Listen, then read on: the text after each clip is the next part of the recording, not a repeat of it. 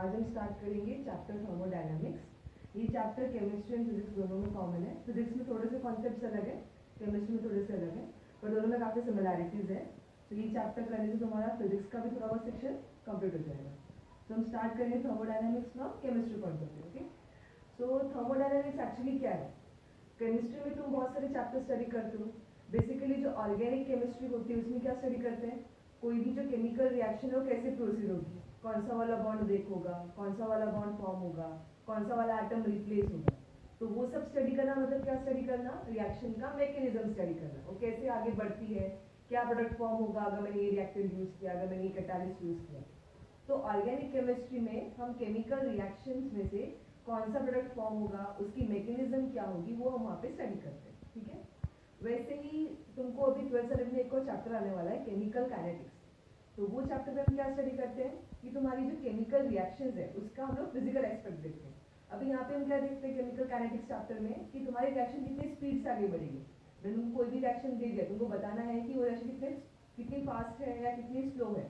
तो वो हम कहाँ पे स्टडी करते हैं? In chapter of chemical kinetics. वैसे ही तुम्हारे एक चैप्टर है थर्मोडायनामिक्स, ये रिलेटेड टू रिएक्शंस ही है, लेकिन रिएक्शन में कौन सा एस्पेक्ट को स्टडी करता है? ये स्टडी करता है अबाउट देयर एनर्जी चेंजेस। ठीक है, कभी भी केमिकल रिएक्शन होती है तो रिएक्टेंट में एनर्जी होती है एंड जो प्रोडक्ट फॉर्म होता है उसकी भी पर्टिकुलर एनर्जी होती है। तो जब वो केमिकल रिएक्शन होगा तो एनर्जी का चेंज होगा, करेक्ट है? तो वो एनर्जी चेंज को कौन कौन सा चैप्टर स्टडी करता है? That is studied in thermodynamics. तो थर्मोडायनामिक्स एक ब्रांच है साइंस का जो क्या स्टडी करता है? Energy changes in any physical और केमिकल रिएक्शन। ना केमिकल रिएक्शन उनको पता है, केमिकल रिएक्शन में क्या होता है? There is a chemical change. Okay, जो रिएक्टेंट्स तुमने यूज किया है उसका केमिकल नेचर अलग होता है और जो प्रोडक्ट फॉर्म होता है उसका केमिकल नेचर अलग होता है। Now what do mean by physical reaction? ये तुमको पता है। एग्जांपल है बॉइलिंग ऑफ वाटर। अगर तुम वाटर को बॉईल करते हो तो लिक्विड स्टेट में वो H2O है एंड बॉईल होने के बाद जब वो वेपर फेज में आएगा तभी भी वो H2O है। तो यहाँ पे कोई भी केमिकल चेंज नहीं हुआ, यहाँ पे क्या हुआ है? सिर्फ फिजिकल ट्रांसफॉर्मेशन है। अगर मैं प्रॉपरली बोलूँ तो कौन सा चेंज हुआ है? फेज का चेंज हुआ है।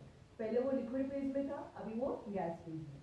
ठीक है, तो थर्मोडायनामिक्स में क्या स्टडी करेंगे? दोनों physical change as well as chemical reactions, दोनों के केस का एनर्जी चेंजेस क्या क्या होती है वो हमको इस चैप्टर में स्टडी करना है। ठीक है, तो बड़ा चैप्टर है, लोगों को डिफिकल्ट लगता है पर चैप्टर इतना डिफिकल्ट नहीं है। अगर तुम कॉन्सेप्ट वाइज बहुत स्ट्रॉन्ग होंगे तो काफी इजी चैप्टर है। ओके, सो थर्मोडायनामिक्स स्टार्ट करने के पहले, मेन टॉपिक पे आने के पहले कुछ ऐसे टर्म्स है जो बहुत फ्रीक्वेंटली यूज होते हैं। तो वो टर्म्स का मतलब क्या है जो हम बहुत बार देखेंगे आगे जाके। तो पहले हम वो टर्म्स स्टडी करते हैं कि इंपॉर्टेंट टर्म्स कौन से हैं जो हमको इस चैप्टर में बहुत बार देखने को मिलेंगे। तो पहले जो टर्म्स हमारे यूज है वो है system, surrounding and boundary. Okay, so ये चैप्टर के जो नोट्स है वो तुमको मैं भेज दूंगी। अभी के लिए तुमको सिर्फ समझ के लेना है कि मैं क्या समझा रही हूँ, कुछ भी लिखने की जरूरत नहीं है, सिर्फ समझ लो एंड नोट्स तुमको प्रॉपर फॉर्मेट में तुमको मिल जाएंगे। ठीक है, सो अभी जो term system, surrounding and boundary, इसका मतलब क्या होता है? अभी तुम केमिकल रिएक्शन करते हो तो तुम क्या करते हो? फॉर एग्जांपल तुमने एक बीकर लिया है, बीकर में तुमने रिएक्टेंट्स ऐड कर दिए, क्लियर?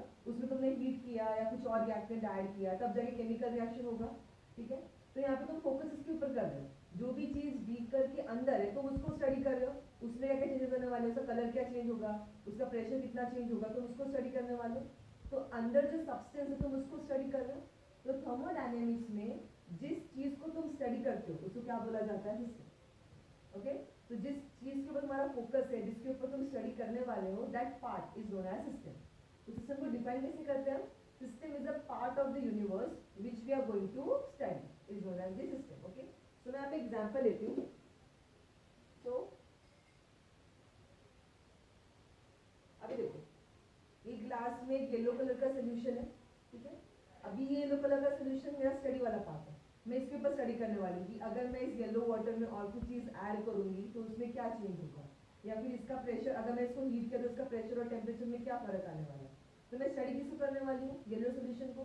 तो यहाँ पे मेरा येलो सोल्यूशन क्या बन जाएगा? System. Okay, so the part of the universe which we are going to study is known as the system. Now next is what? Surrounding. अभी इसके आसपास जो भी एनवायरनमेंट है उस सबको हम क्या बोलेंगे? सराउंडिंग। तो तुम्हारे सिस्टम को जो भी सराउंड करता है, that everything is known as surrounding. Okay, and next part is boundary. अभी ये जो सोल्यूशन है, येलो सोल्यूशन, एंड तुम्हारे सराउंडिंग को सेपरेट कौन करता है? ये glass. This glass will be known as the boundary. Okay, तो system is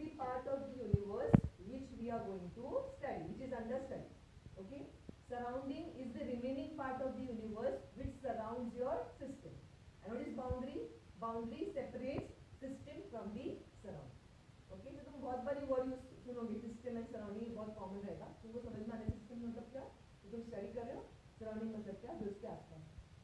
okay, these are the three terms involved. Now next part is types of system. अब तुमको पता चल चुका है सिस्टम क्या होता है। मतलब सिस्टम के बहुत से टाइप्स होते हैं, यहाँ पे हमने 3 टाइप्स देखे सिस्टम के, it is open system, close system and isolated system. अब तीनों का मतलब क्या है। Now what do you mean by open system. अब इमेजिन करो तुमने एक बीकर लिया है एंड उस बीकर में तुमने हॉट वाटर पोर किया, ठीक है, हॉट वाटर पोर करके उसे तुमने बाहर रख दिया टेबल के ऊपर, रूम में रख दिया, रूम टेम्परेचर पे यूज आना है, ठीक है। तो जब तुम हॉट वाटर को टेबल पे प्लेस कर दोगे तो विद टाइम क्या हो जाएगा, तुम्हारे वाटर का टेम्परेचर धीरे धीरे कम होने वाला है, करेक्ट है। एंड साथ में तुम्हारा वाटर बॉइलिंग स्टेज में, बॉइलिंग स्टेज में मींस वाटर से वेपर्स निकलेंगे, now that vapours will exit into the surrounding. तो इस केस में क्या हो रहा है, विद टाइम टेम्परेचर वाटर का कम होते जा रहा है, it will reach approach to room temperature. तो टेम्परेचर कम कैसे होता है, when energy goes out of the system. ये हॉट वाटर का एनर्जी जब बाहर सराउंडिंग में जाएगा तब जाके उससे टेम्परेचर कम होगा। इसका मतलब ये वाले केस में ये तुम्हारा जो सिस्टम है, water is your system, water क्या कर रहा है यहाँ पे, अपनी एनर्जी को बाहर दे रहा है, बाहर दे रहा है मतलब किसको दे रहा है, सराउंडिंग को दे रहा है। तो सिस्टम एंड सराउंडिंग के बीच में क्या एक्सचेंज हो रही है, एनर्जी की एक्सचेंज हो रही है। ये वाले केस में क्या हो रहा है, system gives out the energy to the surrounding, उल्टा भी हो सकता है, सराउंडिंग से एनर्जी अंदर भी आ सकती है, दोनों पॉसिबल है। पर ये वाले एग्जांपल में क्या हो रहा है, energy goes out of the system, it means what, energy is getting exchange between system and the surrounding. Second thing, अभी यहाँ पे जो वाटर के जो वेपर्स है वो भी बाहर जा रहे हैं। वाटर वेपर्स का मतलब क्या, H2O मॉलिक्यूल्स है, H2O मॉलिक्यूल्स किसका पार्ट है, सिस्टम का पार्ट है। यहाँ पे मतलब जो water vapour, I can tell that क्या बोल सकते हैं वाटर वेपर को हम, ये can be called as a matter. तो यहाँ पे तुम्हारा वाटर वेपर सिस्टम से बाहर कहाँ पे जा रहा है, सराउंडिंग में जा रहा है, it means what, matter is also getting exchange. तो ऐसे वाले केस में एनर्जी भी एक्सचेंज हो रही है सराउंडिंग के साथ एंड साथ में मैटर भी सराउंडिंग के साथ एक्सचेंज हो रहा है। तो ऐसे केस को हम क्या बोलेंगे, ओपन सिस्टम। सिस्टम जिसमें एनर्जी और मैटर दोनों एक्सचेंज होती है, they are known as open system. Okay, now next is close system. वही एग्जांपल है, बस अभी इस केस में हमने क्या कर दिया, जो हॉट वाटर हमने बीकर में प्लेस किया था उसके ऊपर हमने क्या क्या लगा दिया, लिड लगा दिया, ठीक है। लिड लगाने से क्या होगा, वाटर वेपर बाहर नहीं जाएंगे, वाटर वेपर कंडेंसर के वापस कहाँ जाने वाले हैं, वाटर के अंदर ही जाने वाले, सिस्टम के अंदर ही जाने वाले। तो यहाँ पे वाटर वेपर बाहर नहीं जा रहा, वाटर वेपर बाहर नहीं जा रहा मतलब मैटर बाहर नहीं जा रहा, लेकिन लिड क्लोज रहेगा, फिर भी इसका टेम्परेचर कम होने वाला है विद टाइम। इसका मतलब एनर्जी तो एक्सचेंज हो रही है। तो इस केस में तुम्हारे सिस्टम से एनर्जी कहाँ जा रही है, सराउंडिंग में जा रही है। इसका मतलब यहाँ पे क्या एक्सचेंज हो रही है, सिर्फ और सिर्फ एनर्जी एक्सचेंज हो रही है, बट मैटर एक्सचेंज नहीं हो रहा है।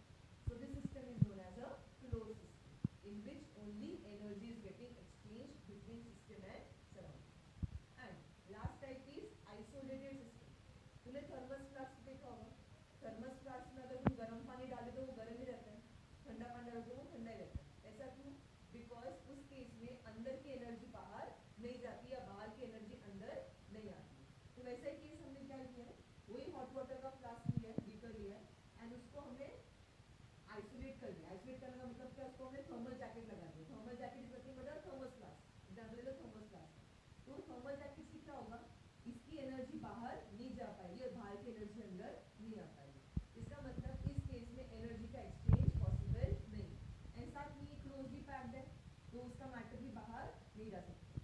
तो ऐसे वाले केस में there is no exchange of energy as well as there is no exchange of matter between system and surrounding, so it is known as an isolated system. यहाँ पे हमने देखा 3 type of system, open, closed and isolated. Open का मतलब ऐसा system जिसमें energy और matter दोनों एक्सचेंज होती है between system and surrounding. Close में सिर्फ एनर्जी एक्सचेंज होती है एंड आइसोलेटेड में एनर्जी भी एक्सचेंज नहीं होती और मैटर भी एक्सचेंज नहीं होती। ओके, तो ये कुछ इंपॉर्टेंट कॉन्सेप्ट हमारे लिए। तो अभी हम नेक्स्ट स्टडी करेंगे properties related to the system. So हमने देख लिया सिस्टम के टाइप्स कितने हैं। Now about the properties. Now properties को हमने 2 कैटेगरी में डिवाइड किया है, extensive property and intensive property. और मतलब क्या एक्सटेंसिव प्रॉपर्टी का, सिंपल है, extensive property means what, which depends on the amount of matter is extensive and which is independent of amount of matter is known as intensive. मैं एक example लेती हूँ, तुमको इजीली समझ में आ जाएगा मतलब क्या। अभी for extensive I take the example of mass. For example एक ब्लॉक है, उसका मास है 1 kg, ठीक है। सो अगर मैं ऐसे 5 ब्लॉक्स ले लूंगी, similar 5 blocks, what will be the mass? 5 kg, correct.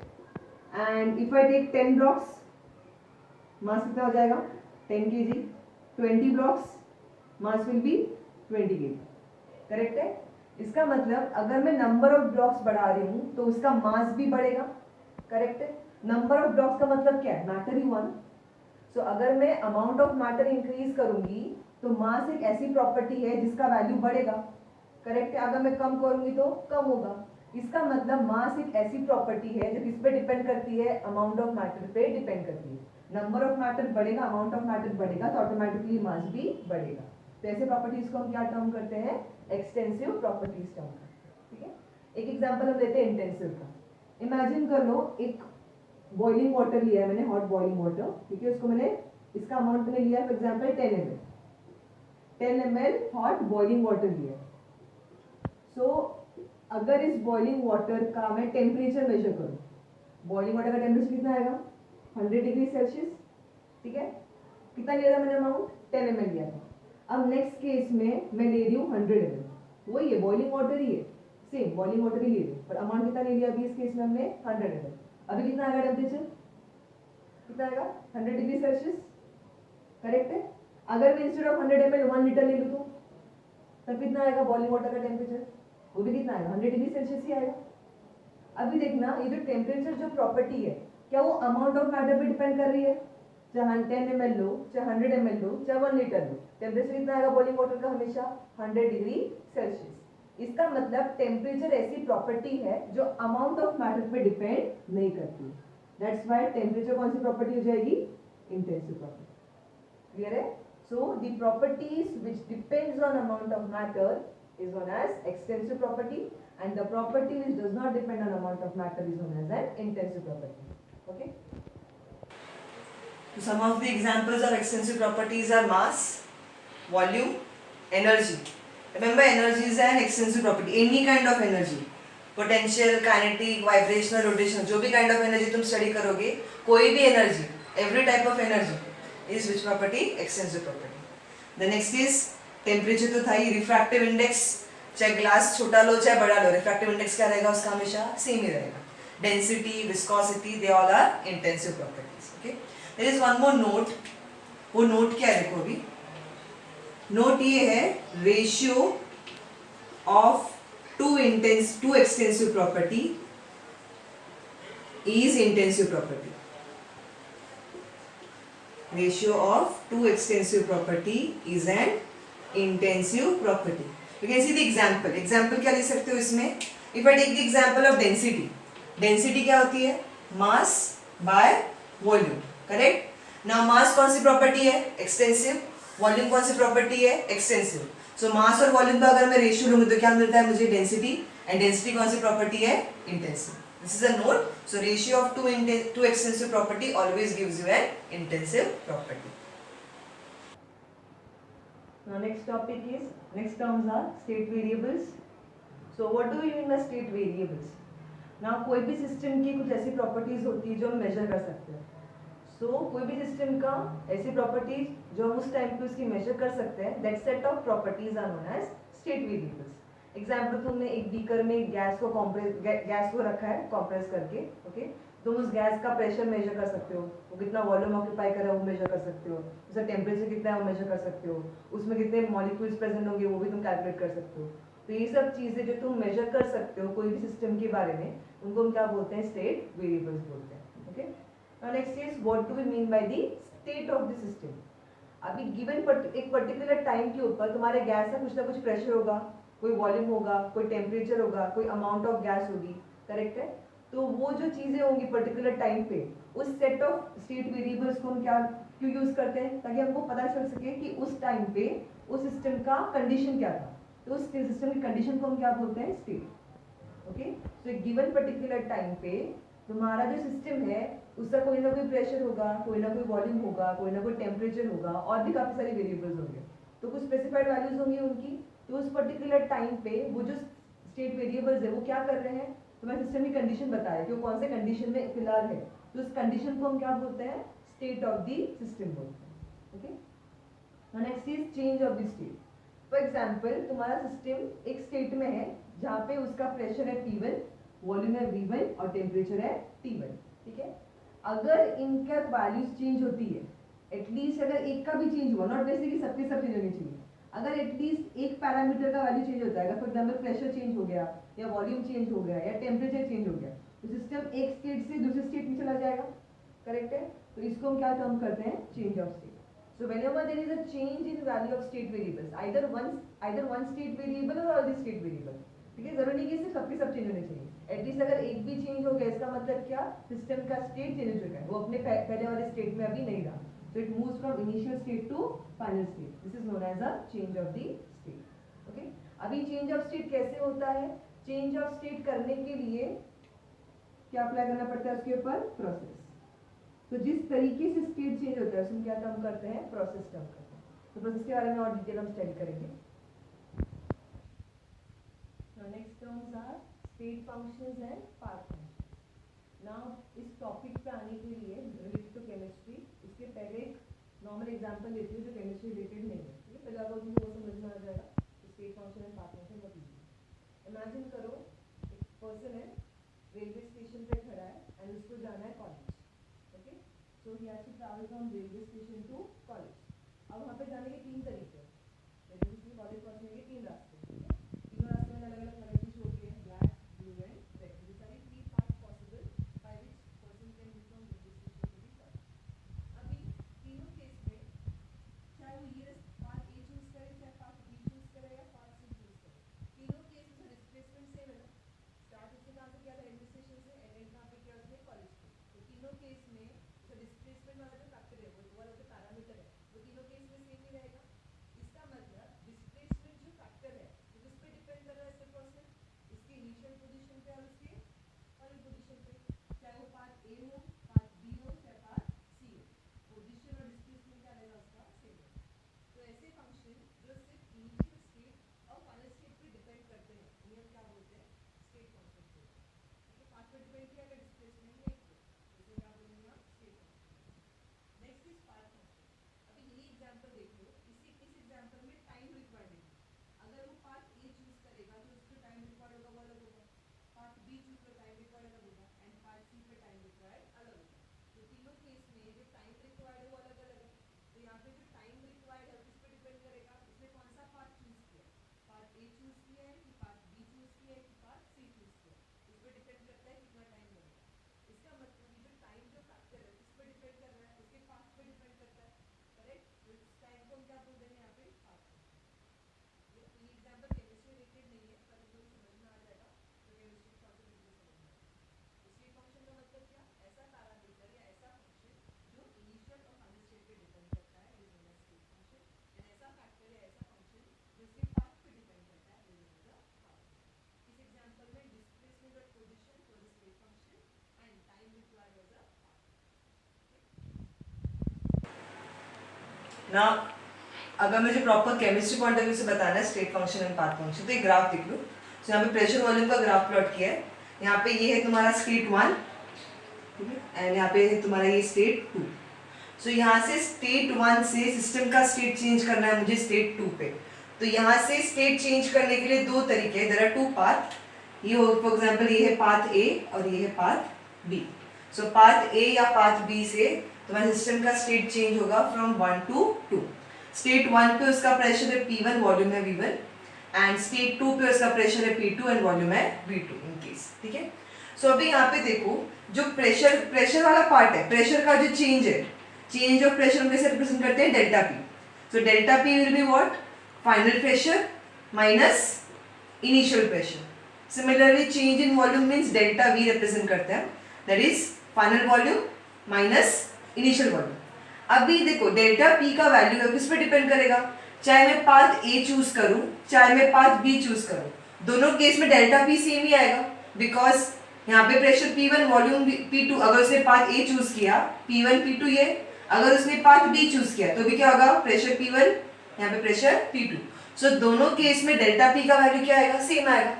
मतलब डेल्टा P का वैल्यू पाथ पर डिपेंड नहीं कर रहा है, either you choose A B, third भी डाल दिया, कोई तीसरा पाथ भी डाल दिया, तो भी क्या आने वाला है, डेल्टा P का वैल्यू सेम आने वाला है। इसका मतलब डेल्टा पी का वैल्यू किस पर डिपेंड करता है, सिर्फ initial state and final state पे डिपेंड करता है। दैट्स व्हाई प्रेशर कौन सी प्रॉपर्टी हो गई, कैसा फंक्शन हो गया, it is a state function. Similarly volume is also a state function. Now तुम्हारे सिलेबस में पाथ फंक्शन के सिर्फ 2 ही एग्जांपल्स है, तुमको 2 अच्छे से याद रखने हैं, that is heat and work. So heat and work are the only 2 path functions in your syllabus. So heat and work path functions में आते हैं। अभी वर्क वाला पार्ट तुमको मैं यहाँ पे एक्सप्लेन कर देती हूँ, अब वो कैसे आया उसका एक्सप्लेनेशन तुमको आगे मिलेगा, अभी के लिए सिर्फ समझ कर लो कैसे होता है।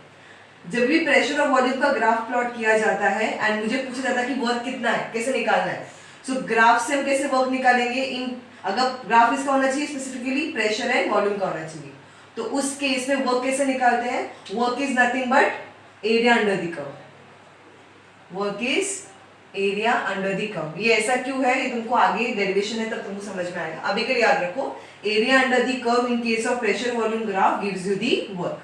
तो अभी यहाँ पे देखना, अगर मैंने पाथ ए चूज किया, अगर मैंने पाथ ए चूज किया तो एरिया अंडर द कर्व का मतलब कितना आएगा, ये पूरा एरिया आएगा, ये पूरा शेडेड एरिया। तो ये पार्ट क्या रिप्रेजेंट करेगा, work done by using path A, ठीक है, work done by using path A. What about path B, instead of choosing path A अगर मैंने पाथ बी चूज किया होगा तो ये पाथ बी का लाइन है, उसके नीचे का एरिया कौन सा होगा, ये वाला पार्ट होगा, ये जो ब्लू शेडेड है, तो ये क्या रिप्रेजेंट करेगा, work done when path chosen is B.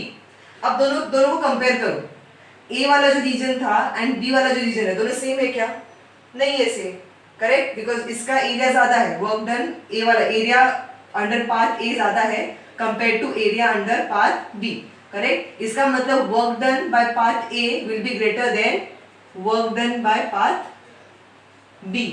इसका मतलब वर्क डन किस पे डिपेंड कर रहा है, पाथ पे डिपेंड कर रहा है, ए चूज किया तो ज्यादा वर्क मिलेगा, बी चूज किया तो कम वर्क मिलेगा, दोनों केस में उसकी वैल्यूज अलग अलग है। दैट्स व्हाई वर्क कौन सा फंक्शन हो जाएगा, work will be a path function. Okay, तो ये हो गए तुम्हारे केमिस्ट्री रिलेटेड एग्जांपल। सो याद क्या रखोगे, state functions, pressure, volume, temperature, आगे भी तुमको और आने वाले हैं, बट पाथ फंक्शन में सिर्फ 2 ही तुम्हारे लिए एग्जांपल्स है सिलेबस में, वो दोनों एग्जांपल कौन से हैं, heat and work, only 2 path functions. Okay.